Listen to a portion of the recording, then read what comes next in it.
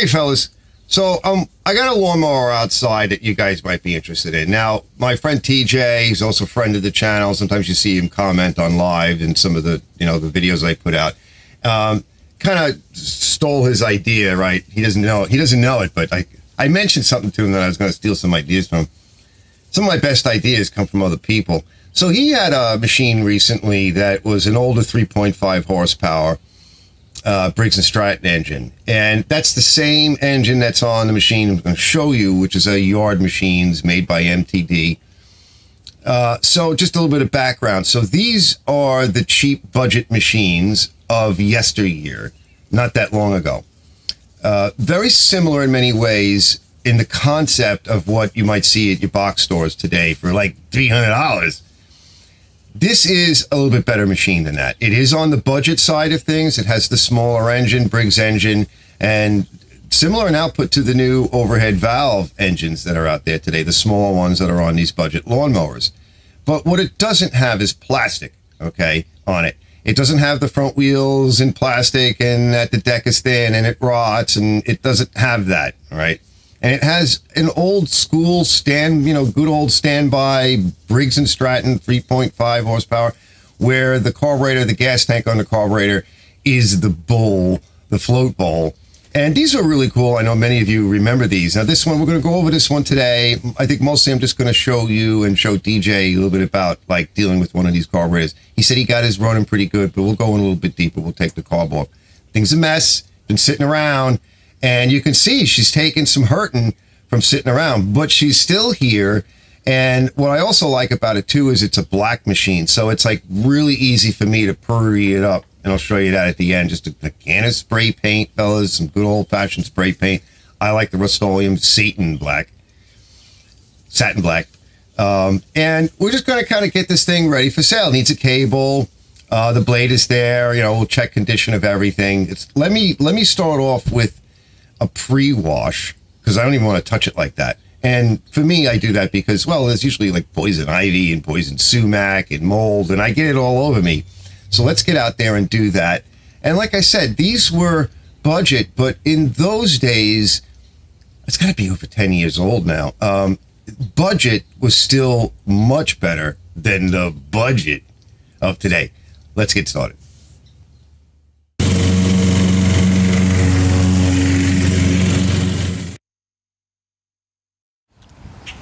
All right, good wash, just a quick wash to get everything, so I can touch it. Looks better, but look at all the junk in here, right? We got to get all that out. Now, I'm using the electric pressure washer. We'll take a look. These springs here, everything is, you got to be careful with this, right? So that's one of the reasons why I'm using the electric pressure washer. I would just obliterate all this. Would be, I don't know, blow it into the lawn somewhere. Then we're going to take the blade off, and on this one, this model, there's a black plastic baffle. And let's see, usually, can we take a quick peek? Yeah, these bolts here, right? So we'll just pull those out because that gack is just going to be caught. So I'll show you that in a minute when I take it apart. Yeah, see, years of sitting. That's just an infestation of yak and gack. Blade's pretty decent. And then we can get in here as well. And it looks pretty good, right? There's no cracking. See, what's customary is the cracking over here on these new models with the plastic front and back. And although it may be slightly thinner deck, it is a very nice configuration for the cheaper setup. So let's get this cleaned out, and we'll get some Superclean on it in a bit on the top side. And for today's excursion into filth, right, I'm using the electric pressure washer, the Mr. Leanne's Teander Washer. I'll leave a link down below, but I think this works well for especially these more fragile things. I'm doing one at a time, maybe just on an engine cleaning. I like these. Simple, quiet. See, you can't hear it right now. I don't have to start it, pull the trigger and go. There's an advantage to this, but it is not good for like a heavy job or when I'm doing a lot of machines out there.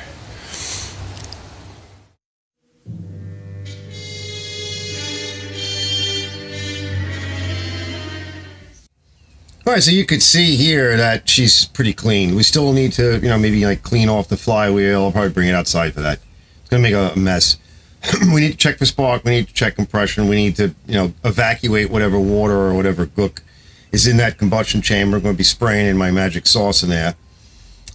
Spin everything over. We'll mount the blade. I just finished the blade. I took it outside and I, you know, ground it and cleaned it off and sharpened it. And I had to balance it because a lot of times these stamp blades, although it's in really good shape, it was way out of balance.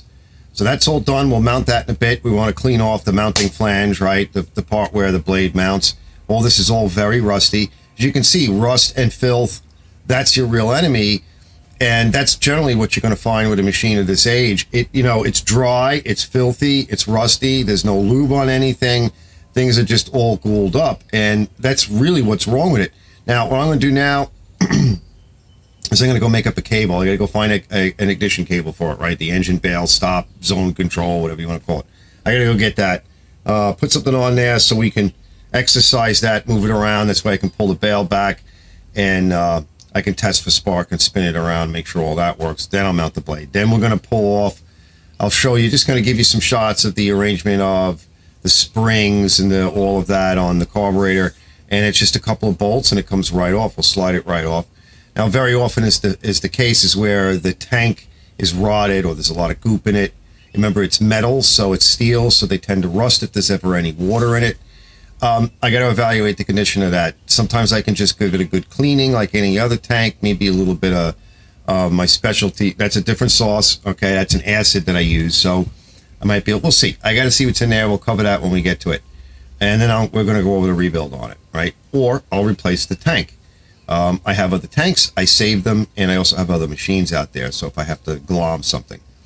So that's our next step, and let's get to it. Stay tuned. All right, and this one here, I had to replace the handle, right, because it's borked. So I got it pulled back over here, and I checked this, I lubed the cable. This is working really good. A little bit of oil in the pivot there. Remember, there's no lube on it. So to take this apart, it's pretty simple. We're going to take this wing off. This is our sail that helps to control the throttle. It is essentially our governor, and you could see, look, one of the springs broke, and that actually went over here. That was hooked over here. So it may have broken before or whatever, but that's where it goes. It hooks on this little knot area, this circle. One end hangs on the sail, and the other one hangs on the throttle in this hole over here. See? It's the hole at the corner of the pyramid, top of the pyramid, and then back to here. And this really shouldn't move. We'll adjust all that. And then the bolts to take it out is one is here, and one is over here. So we're going to take this off now. We'll start off with removing this. And we'll probably, like I said, pull the coil because it's one more bolt to pull the coil. But before we pull the coil, yeah, it looks like it's okay. What we want to do is I just want to do a quick compression test. So I'm going to spin this over. I'll do a spark test, and then we'll pull this off. Let's put some juice in here. All right. I also put some up here on the nut. We need to pull that nut off and inspect to make sure that somebody didn't blammo the engine. Looking to see if the blade hit anything. Maybe that's why they put a better blade on, right? They could have spun the flywheel key. So let's just give it a spin, and I'll check for spark, and we'll mix around that stuff a little. Yep, that could spark. Sounds okay. Now to push the puke through, we'll put a little bit more of this stuff in, and then we're going to spin it, just, you know, a couple threads in. The compression will push that stuff around a little bit.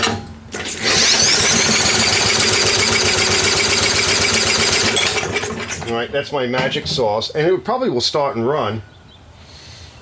So we're good there. Now we can do a compression test. All right, you see it pushed it around good. There's some filth that came out, and that's good. It'll displace the water. It'll loosen up any carbon or gook in the combustion chamber, on the rings, around the valves. It's going to sit there while we're working on the rest of the motor, so it'll be there for a little while. All right, let me see. I'll yell it out. Oh, yeah. Whoa. Whoa. Yeah, let's roll it. Yeah, she's puking out a little bit on me. Excellent. I don't know if you can see that, but it is absolutely excellent. Now, it's going to be a little higher because I've got some of this lubricant in there, so it will make the reading a bit false, but come on, we're well over 125 pounds. We hit like 150. These things, they have pretty good compression. Now, one more thing we want to do. Okay, while we're here, we just want to make sure that these head bolts are tight. That's good. These motors don't suffer as much. Usually it's over here by the muffler. There we go. Okay. It needed a little bit. Yeah, that's fine. All right, now we're getting ready. We're going to take this top piece off. Yeah, that looks fine. You'd see it. All right, we can put that back, and then we'll take this off and this off, and we can clean this guy up a little bit. And we'll spray it black and leave it. We'll walk away. We're not going to spray the whole thing. I just want to kind of get everything sort of cleaned up after I'm done. And we'll put a little bit of paint on. Okay, so I'm going to clean all this with wire wheel. We want to also clean these standoffs here. These are the connection points where the ground is. You can see all the junk in there. So I just pulled this back. Now's your time to do it. I'm going to hit a little bit with a wire wheel in a few spots. Nothing fancy. And then I'm going to, another little quick super clean, or, blow with the air. Quick super clean maybe with the hose. Throw a little bit of my Lumabrite acid on it, just to make it nice while I'm here. Some of this may even be damaged from urine, from myces, and yeah, so then since I have time, I'll do that today.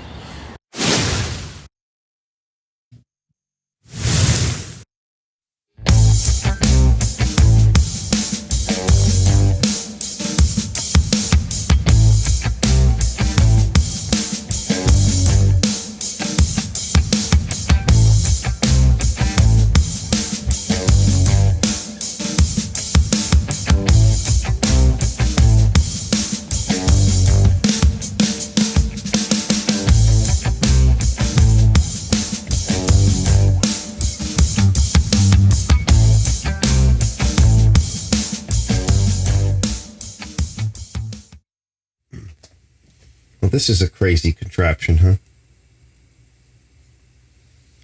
Look at this thing.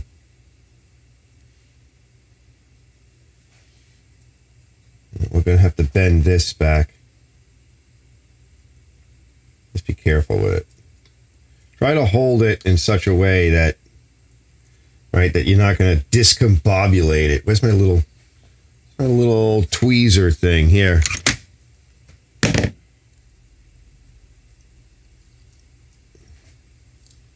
I'm going to put back a little bit of this hook.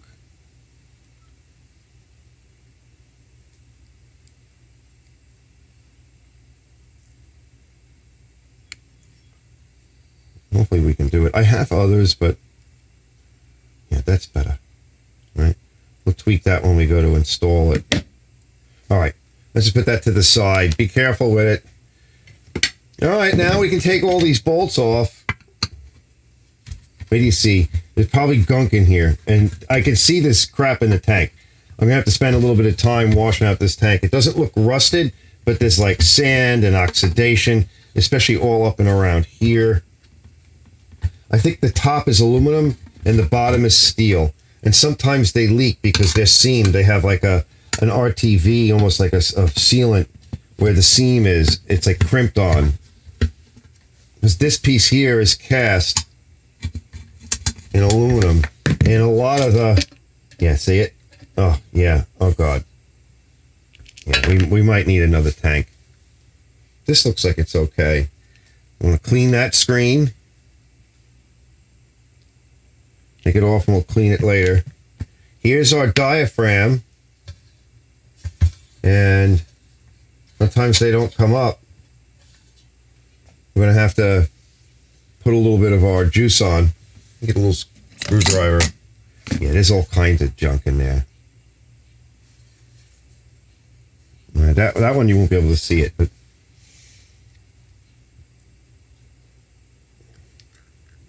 yeah, she's oxidized. There's been water sitting in it.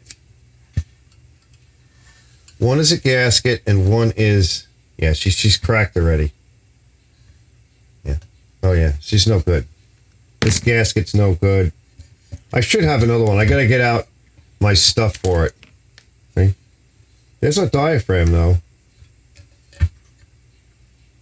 Diaphragm's not terrible, but the gasket was no good because it's been sitting too long. And this tank is just gross. But like I said, see all of this in here, that's all aluminum oxidation. So let me go see what I have. And I'm going to need a gasket. I probably have some new ones of these, but yeah, that's not terrible. All right, let me go see. And I'm also going to need, there's something else. Where is it? There's a little rubber, I don't know what I did with it now. It comes from here over to like the air, no, over to the vent of the engine. And that's like a rubber boot, and that one's broken too. I'll be back.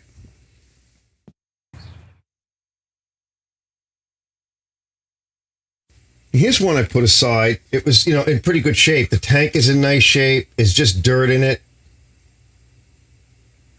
It looks like a rocker. I don't know what the hell's in there, but there's something in there. This carb is filthy. I mean, absolutely filthy. So, but the tank is in good shape. So that's why a lot of times I just do this.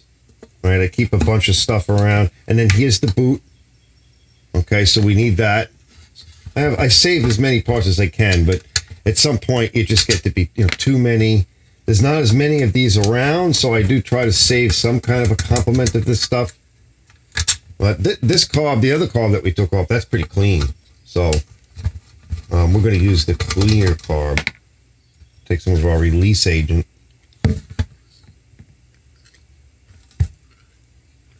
I'll just clean this up. If it comes off.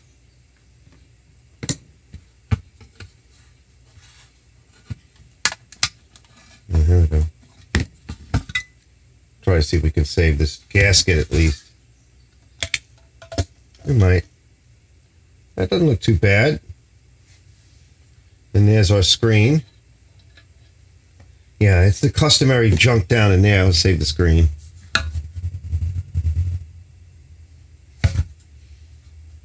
Yeah, and see that valve right there is jammed up. It's this valve here.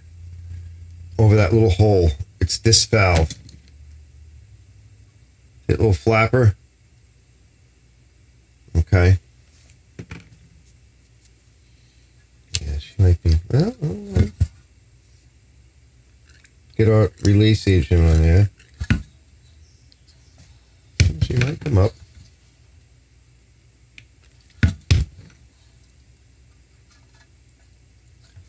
Some of these aftermarket diaphragms don't work all that well. I don't know why. Maybe the consistency of the product is not good. Maybe it's the wrong composition of, you know, rubber or whatever it might be. I don't know. So I often find that if you find one of these things in good shape, if they clean up, use it, try it. See, yours might just be dirty. All right, this has been sitting. Did I get it? I think I did. Yeah, I got it. It didn't damage itself. So I'm going to clean this in some of my solvent. I think that might be okay, fellas.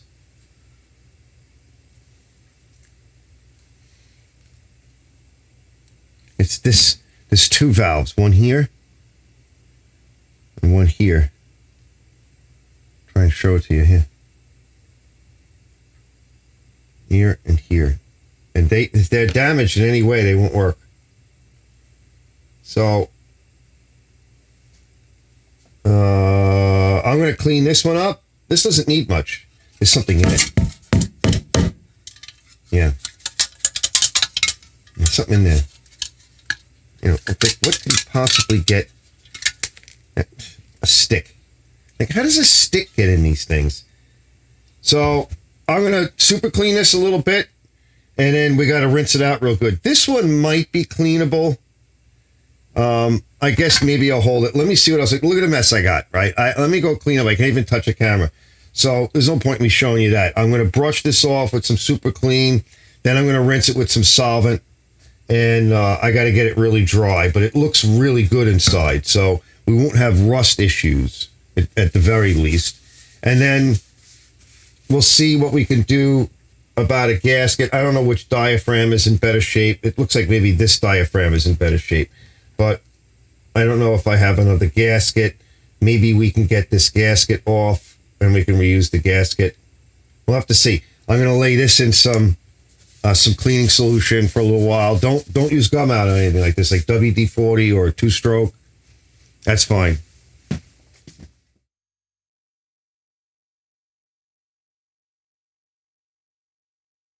All right, so I'm looking at these guys here, and this one I can see there's a bit of. I'll try and show you it. I don't know if you're going to see it. There's a bit of blemishing on that valve. Also, on a closer look, I can see it here. This gasket. Well, there's the gasket underneath, and then there's the diaphragm here, and it's deformed in this area.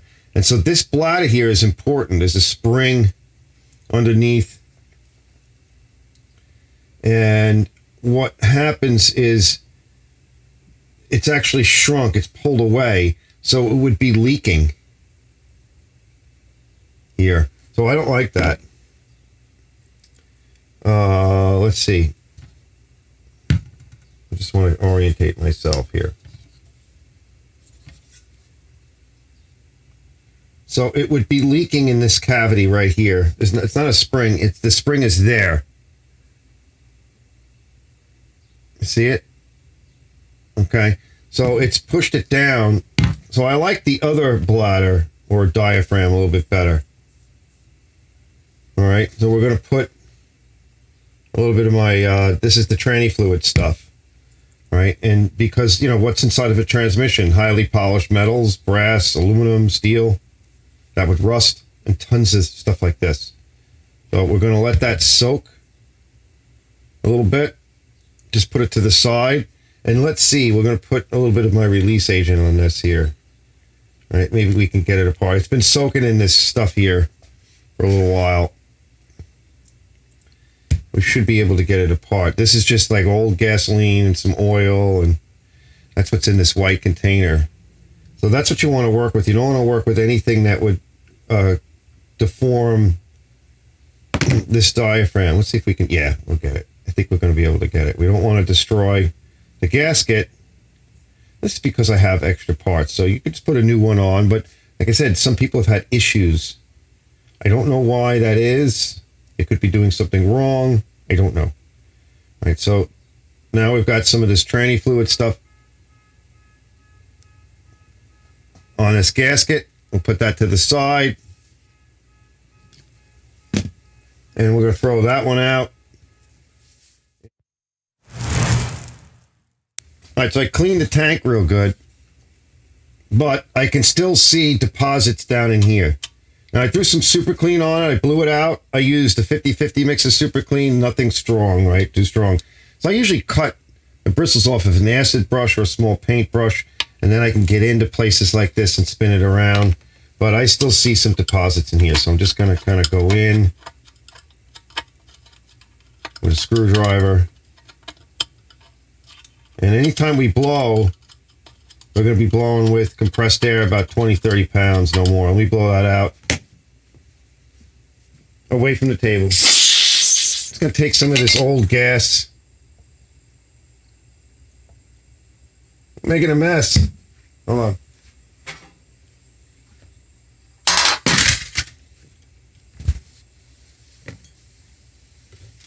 We're going to use up some of it as a solvent. Pour some in here.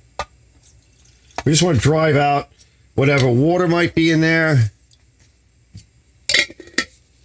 And how's this cap look?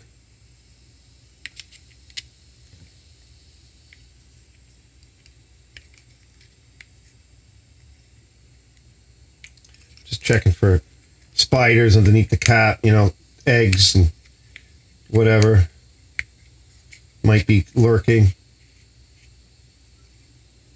How does it look? There's some dirt underneath it.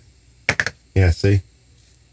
I want to get rid of that. That'll wind up back in our tank.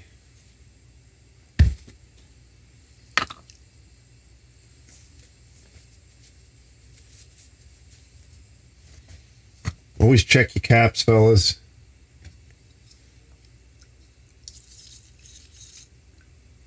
Blow them out. See, these are vented. That's how water gets into your gas tanks. Into your, not the filler tank so much, but into here. We'll just do a quick splash.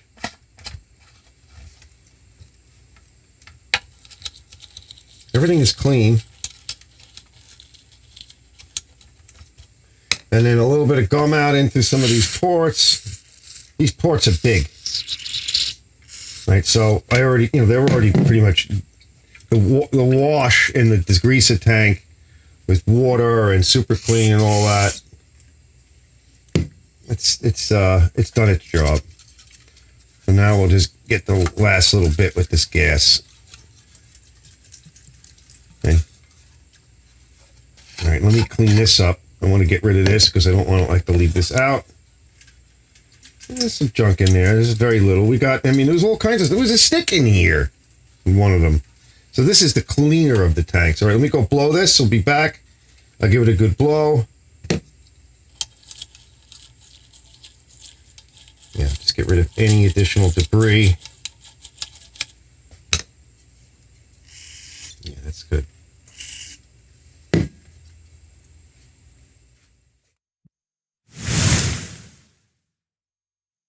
This is in really nice shape. Nice and clean. Right? We'll blow it out, high pressure air. It should be free of water. I mean, we could leave it outside, but I don't think it's going to have a problem. If you want, you can leave it outside. It's nice out there, for an hour or so. And it'll pull out whatever's left. But it looks like pretty good. I'm trying to look to see if there's any pooling. All right, this is the cleaner carb. So let's just pop the lock. Push underneath the lock, the white part. Don't push underneath this part, right? The O-ring. And we're just going to give it a bath real quick. You could see there's all kinds of gack here.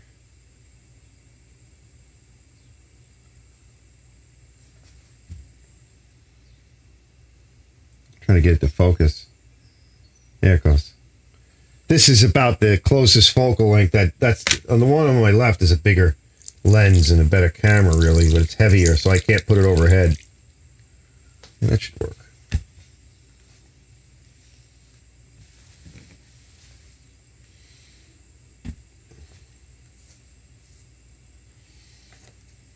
I'm just going to brush it real quick. We don't really need to do anything fancy here.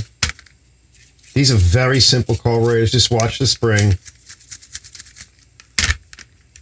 And they're pretty well designed for what it does. It's very simple. And of course, the carburetor itself is not particularly reactive to water or alcohol, but the tank is.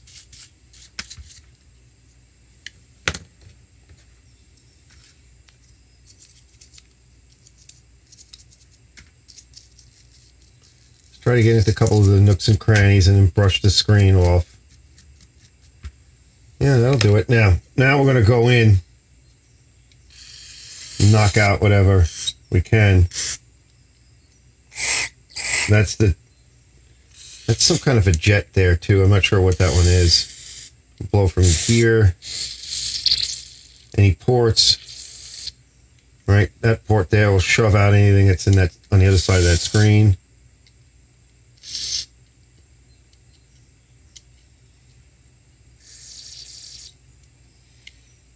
And then down through here.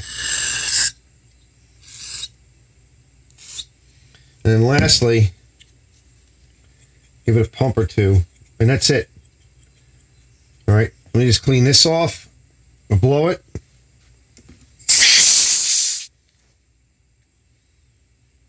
She's beautiful. Okay, let me clean up and we'll be right back. I just want to organize. All right, get everything ready. Gonna wipe the table down. Yeah, that's good. And we'll assemble. Carburetor is clean. She's beautiful. As I mentioned, this is, I blew this out. Just gave it a quick rinse. That's the screen. Let's not forget that, because I sometimes do. So I laid everything out, right? We have everything here that we need.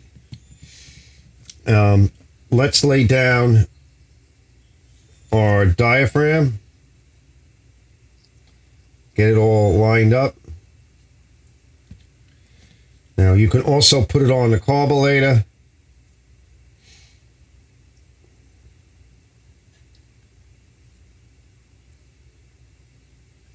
There we go. We'll put a little bit of juice on these guys. Make them go in better. Yeah, hold on. Take a little bit of my training fluid. Just a little bit. Just a little bit. All right, now I'm going to carefully lay this down. That's all you need to do. Stick that in the hole. And just a few at a time. You don't want to tighten anything down. Be gentle.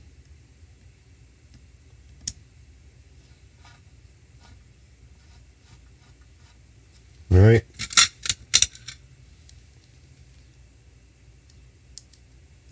Leave it loose until you get everything started, because you don't want to damage the diaphragm or the gasket. You got to let it center itself. Just do like a cross pattern. A little bit at a time. And if it doesn't work, we'll be back in here, but, you know, pretty easy to deal with. All right, let's just check it, make sure we're all good.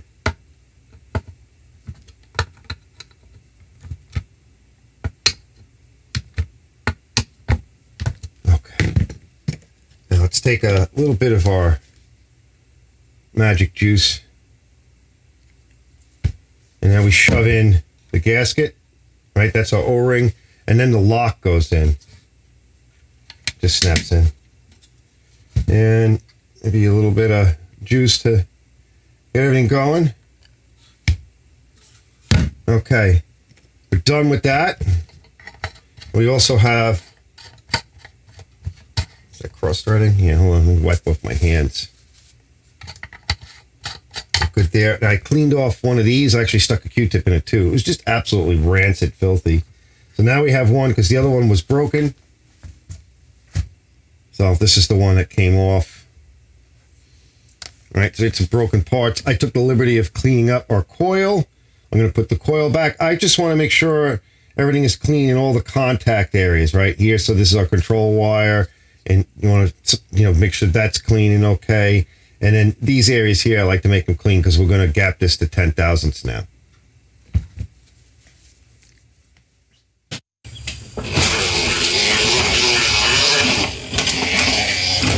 I got the coil on, so I had to put this bolt on temporarily to get the gap to 10 thousandths, but we need to take it back off. And we're just going to push this on. I'm going to probably need two hands to do it. See? But we're going to push it on. I got it on. And then we've got this guy. Let's see, this guy goes, let me move that magnet out of the way. Yeah, let me check that. I think we may have to redo this. Hear it? Right, because this flywheel is a little out of whack. So we're going to go from 10 thousandths to something bigger. But we'll do that in a bit. Right, at least it's on there. So we're going to hang that. Then I put a little oil on these bolts. We got this bolt. We got the other bolt. I'm going to put those on, align everything up good, and then throw a bolt in here, okay, to hold this guy up while you're kind of lining things up. Right, because I'm kind of holding the camera, but you gotta just kind of throw it in there loose so that you get it close to where you need it to be, so you can tighten that bolt up, and then this bolt here. So you want to get this bolt in as well, loosely, right, then snug everything up, and then we'll come back and we're going to drop on, I'll show you, we'll drop on the flapper, which is, you know, the sail, the governor's sail, tighten everything down, and then I'm going to have to recap this to about 12 or 15 thousandths. Yeah, it's sticking up. That's why I like to clean these, but there's still some gack on it. All right, we got our boot on, right? This is on. I recapped it to, what, 12, and it's good now. Here's our sail, so you should see it move. Okay, so it's going to blow on here, and it's going to push this all back. And we can adjust this later on. That's moving too much. So I got a little extra little hook there on that spring. Right? And it looks good there. This is tight, that's tight. This is in basic alignment. We can put the top back on in a minute. And I lubed up over here. And let me show you one more thing. I cleaned this out real good. So we're gonna put some lube here, a little bit on those poles, and where that little spring hook is, you wanna kinda get some oil in there. Pull it through a whole bunch of times, make sure it's, moving well, and then wipe out any excess, all right? And then we can put it on. All right. I primed it, and I heard juice go in. We'll have to adjust this, but let's just see. Let's get started.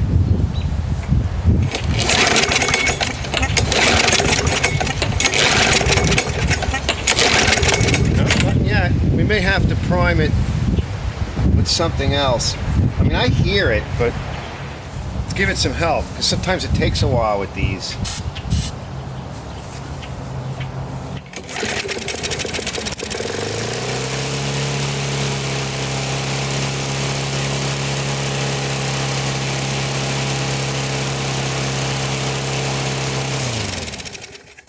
All right, that's definitely too high. So we have to loosen the spring a little. The first thing I want to do is see if we can stabilize it, because it's moving. All right, we're going to bend that down a little. And see if we can fix that, because that shouldn't be doing that.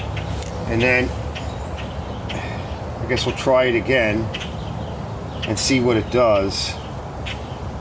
We gotta loosen the spring so we can bring it this way a little and see if that helps. All right, a little prime. We gotta let it run for a while. All right, let's give it another shot. Sometimes these primers don't work right away. I've noticed that. Let's find out.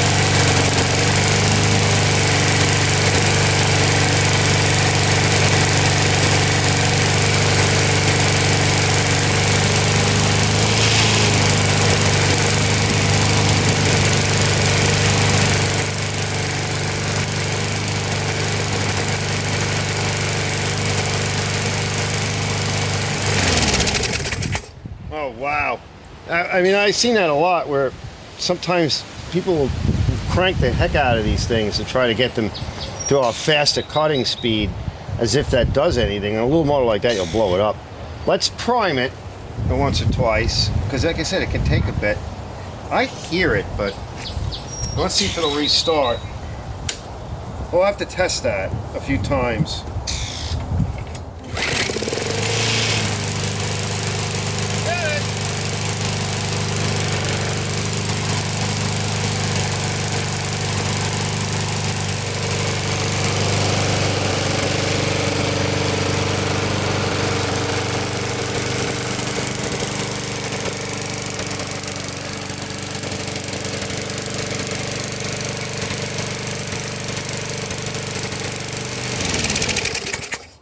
You're running good. Let's finish it up. Let's dump the oil and put the last few pieces on, and then we can run it one more time and it's done.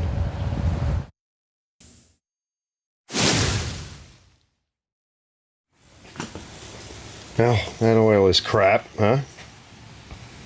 It's like kind of like a rainbow-y, but it's just filthy. And it's thin too. It was pouring out. All right, so what you saw me doing to adjust this, well, first I stabilized this. I bent this down. Of course, you could bend this down more. If you bend this piece down more, it will force this whole thing to come out. It will tighten up on the spring. That will raise the RPM. You can also pull this little tang forward a little bit. You do want to pull it forward a little bit. You don't want this laying too loose at rest, okay? So it should be a little forward. I like to pull it forward a little bit so that the spring isn't slopping around. Otherwise, there'll be a huge lag and you'll notice it. It just won't operate properly. So I kind of do this one first until there's no, just no real tension, but no slack.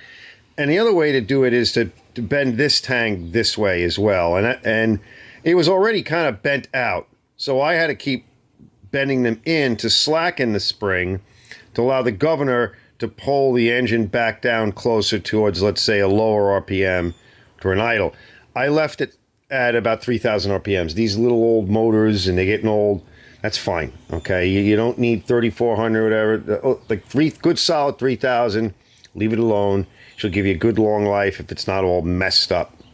All right? I also did the adjusters. Simple procedures, simple tools. And a bit of knowledge, right? But there's nothing too sophisticated. I feel that these are still better machines than some of the stuff that's out there today. Now, that said, you got to find a decent one. I took one, resurrected it from the dead. This one was pretty gross. But you can find them out there in a little bit better shape. Now, I did spend some time, a little bit of time off camera. I didn't show, but I got the wheel adjusters to work. That's, sometimes you got to put a vice grip on, take the wheels off, put a vice grip on. Penetrant lube, oil. It's a lot of fun, right? I go through that. It's a lot of fun.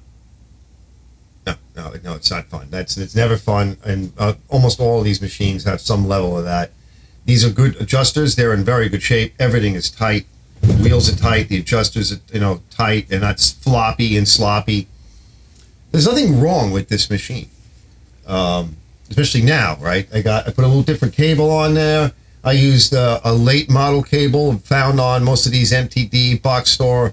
It's got the long, you can tell because the sheath is shorter. There's my air compressor. And the cable, open cable length is much longer. Kind of hooks on. You can also put a little hole in the handle and locate that. I have a video on how to do that, but I didn't have to do that. There was an additional hole there. Probably because this is about the time when all of these machines were starting to make their change into the GP category and become grabby lawnmowers. Die-hard engine, this is one of the engines, really this is the design that started all, although this is a little bit more modern version of it, one of the most recent versions of this 3.5 horsepower. Wasn't too long after that where they went over to the OHV, the overhead valve type, about the same output. A little bit more modern engine, and it's a pretty decent engine. I mean, it's it's not terrible. This is better, but keep in mind that when I say better, it is an older machine, right? You're buying a new machine if you take care of it, and I have a lot of videos on that. If you take care of it, it's going to last a long time. Will it last as long as these? Nah. Nope. I'll see you guys in the next one. Hit the like and subscribe button. Let's build a channel together. Leave a comment. And that's what helps to kind of, I guess, pay the bills in a sense, right? Because it takes a lot of effort to do one of these. And so I count on you guys to do your job because I do my job. I'll see you on the next one here at Archer's Garage.